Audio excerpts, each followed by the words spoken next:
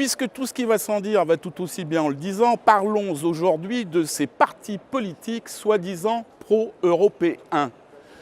Nous, au Rassemblement national, nous défendons les Français d'abord, puis les Européens. Eux, les Français ne les intéressent pas. L'Europe, l'Europe, l'Europe, ils n'ont que ça à la bouche et ça fait des décennies que ça dure.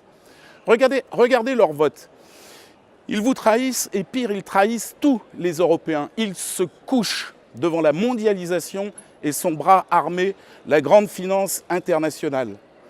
Dans le rapport sur l'emploi, intitulé « Politique de l'emploi dans l'eurozone » du 9 octobre 2018, nous avions demandé la préférence à l'embauche pour les Européens. Je cite mon amendement numéro 84. Les autorisations de travail ne devraient être délivrées aux citoyens non européens que si aucun citoyen européen n'est disponible pour remplir le poste. C'est pourtant simple. Si un Français ou un Européen est disponible, on ne donne pas le poste à un étranger. C'est ce que devrait naturellement faire cette Union européenne. Eh bien, la majorité actuelle à Bruxelles, la droite molle LR et ses alliés du PPE ou les socialistes ont voté contre.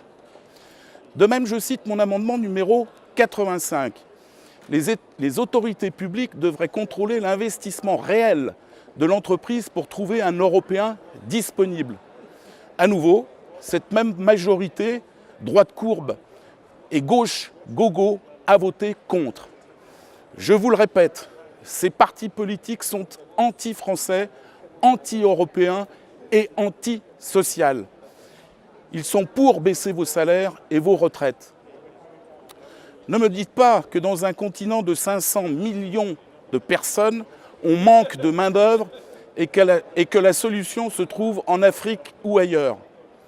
Cela confirme ce que dit Éric Zemmour, je le cite, « Bruxelles ne veut pas construire une grande Europe. » Enfin, pour l'anecdote, je vous signale, et c'est à peine croyable, que l'administration du Parlement nous avait interdit de travailler sur ce rapport dans notre langue, le français, alors que ce sont vos impôts qui les alimentent. Chers amis, comme d'habitude, un homme averti en vaut deux. Je vous laisse le soin d'avertir votre entourage et à notre prochain parti pris.